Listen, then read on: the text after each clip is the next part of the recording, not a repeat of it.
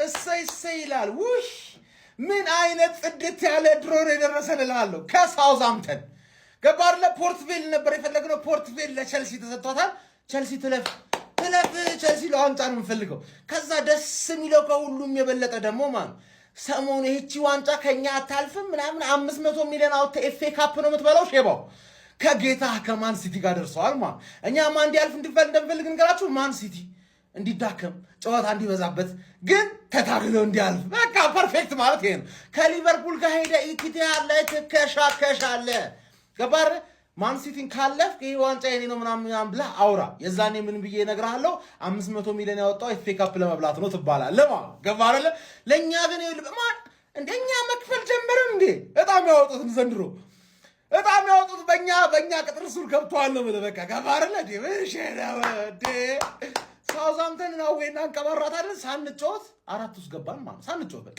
ከዛላ ቸልሲን ለፋይናሊስቱ ቸልሲ የሊድስና የዌስትሃምና ብሬንትፎርድ አሸናፊ ነው የምፈልገው ከዛ ሳንጮት ፋይናል ደግሞ ቸልሲ እናገኛትና በነፃ ማለት ሳንጮት ይሄን ዋንጫ እንበለዋለን ሳንጮት ማለት ገባረለ ሰበር መረጃ በዚህ ሰዓት የእንግሊዝ ኤፍኤ ካፕ ሩብ ፍጻሜ የሚፋለሙ ቡድኖች ዕጣ ድልድል ይፋ ሆኗል። በዚህ መሰረት ምሽት ላይ የሚያከናውኑት ጨዋታቸውን ብሬንትፎርድ እና ዌስትሃም አሸናፊያቸው እንግዲህ ከሊድስ ዩናይትድ ጋር የሚገናኝ ይሆናል። ሳውዛምፕተን ከመድፈኞቹ አርሰናሎች ጋር የሚገናኙ ሲሆን ቼልሲ ከፖርትቬል ጋር የሚገናኝ ይሆናል ማለት ነው። ከዚህ በተጨማሪም እጅግ በጣም በተጠባቂ ጨዋታ በርካቶችን በጉጉት እንዲጠብቁት ያደረገው ድልድል ማንቸስተር ሲቲን ከሊቨርፑል የሚያገናኙ ጨዋታ ነው ማለት ነው። እነዚህ 8 ቡድኖች የሩብ ፍጻሜ ጨዋታቸውንም እርስ በርስ የሚያከናውኑ ይሆናል ማለት ነው። ለማንኛውም እናንተ እነማን ወደ ቀጣዩ ዙር የሚያልፉ ይመስላችኋል? በተለይም ደግሞ ከማንቸስተር ሲቲ እና ከሊቨርፑል የትኛው ቡድን ጨዋታውን ረድቶ እንግዲህ ወደ ግማሽ ፍጻሜ መቀላቀል የሚችል ይመስላችኋል? ሐሳባችሁን አጋሩኝ። የፕላስ ምልክቱ መጫ እንዳትረሱ። ኤፍኤ ካፕ ድልድል ወጥቷል።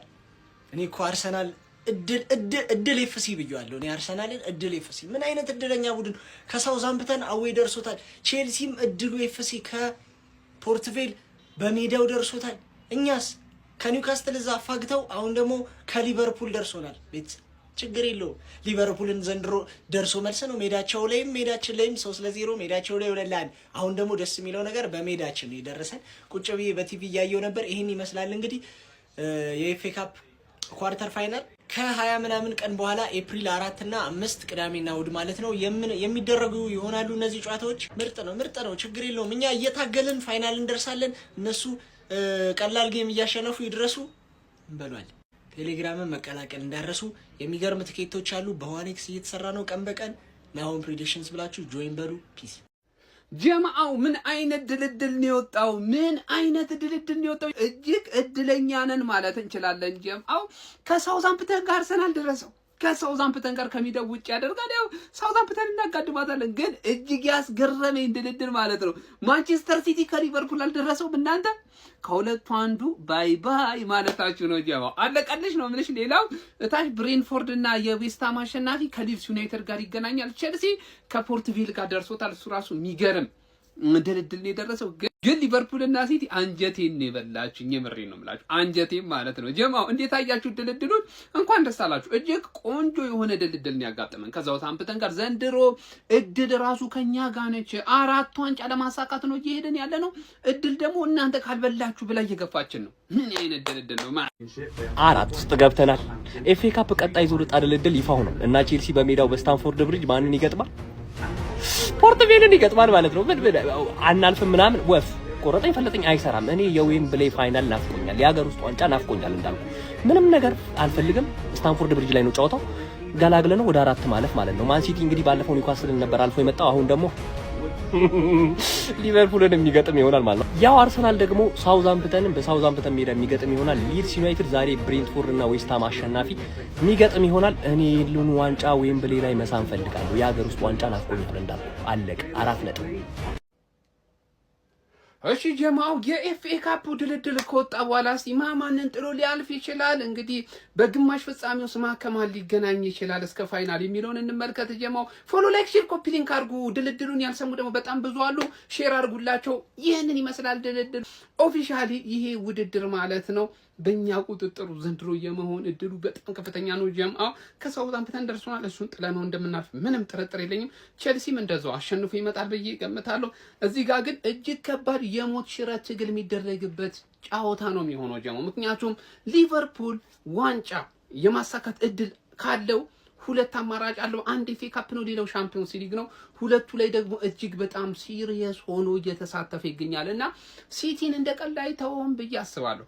እንደ ነገሩ ደግሞ ጋርዲዮላ በፕሪሚየር ሊጉ የዋንጫ ሂደትና በሻምፒዮንስ ሊግ ላይ ያለውን ሁኔታ አይቶ የሚውጥር ነው የሚመስለኝ። ይህንን ውድድር እንደቀላል ይለቋል ብዬ አላስብም፣ ግን ይህንን ውድድር ላይ ሊቨርፑል የማለፍ ቻንስ አለው ብዬ አስባለሁ። ጀማው እዚህ ጋር የፈለጋቸው ይምጣ አይመለከተንም። በእኔ ግምት አርሰናል፣ ቼልሲ፣ ሊቨርፑል እና እዚህ ጋር አንዳቸው ማናቸው የሚመጡ ግድ አይሰጠኝም። ጀማው ከባድ ፍልሚያ ይኖራል ብዬ ወደ ግማሽ ፍጻሜ የሚያልፉት እነዚህ ይሆናሉ ብዬ እጠብቃለሁ። ሀሳባችሁን አካፍሉኝ ጀማው። ለማንኛውም ግን እጅግ ቆንጆ ድልድል ወጥቷል። በእኛ ጎራ ነው የምላችሁ። ቼልሲዎች በተለይ ደግሞ በጣም እንደሚፈነድቁ ጥርጥር የለኝም። ጀማው እንዴት አያችሁት? ይመቻችሁ። የእንግሊዝ ኤፍኤ ካፕ እጣ ድልድል አሁን ይፋ ሆኗል። በዚህ መሰረት ቅዱሳኖች ሳውዛምፕተኖች በሜዳቸው ከአርሰናል፣ ቼልሲ በሜዳው ከፓርትቬል፣ ማንቸስተር ሲቲ በሜዳው ከሊቨርፑል፣ የዌስትሃም እና የብሬንትፎርድ አሸናፊ በሜዳው ከሊድስ ጋር የሚገናኙ ይሆናል። ቀልድ ነው። እኔ መሀይም ነው ምን መስላችሁ ነው? በግድ እኔ ቆይ ለምን ወየለው ብለው ወየለው በነፃ ሰጡትም ዋንጫውን አንደኛው ነው። እኔ እኮ በጣም ነው በቃ እያሳቀኝ እኮ ነው። እኔ እኮ የሚወጡ ድሮች ምናምን በግድ ወየለው ለወየለው ያለውን ዋንጫ እንዳለ ካልሰጠን ነው በቃ አሁን የተያዘው እንግዲህ ሻምፒዮንስ ሊግ በቃ እሱን አሜን አለ። ኤፍኤ ካፕ ጣሳ ካፕ እንደዚህ ሆነ ማለት ነው። እዛ ሊቨርፑልና ሲቲን ታራግጣለህ ወያለውን ከሻምፒዮንሺፕ ቲም ጋር